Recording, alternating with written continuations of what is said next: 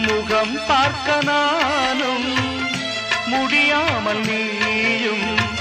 திரை போட்டு உன்னை மறைத்தாலே பாவம்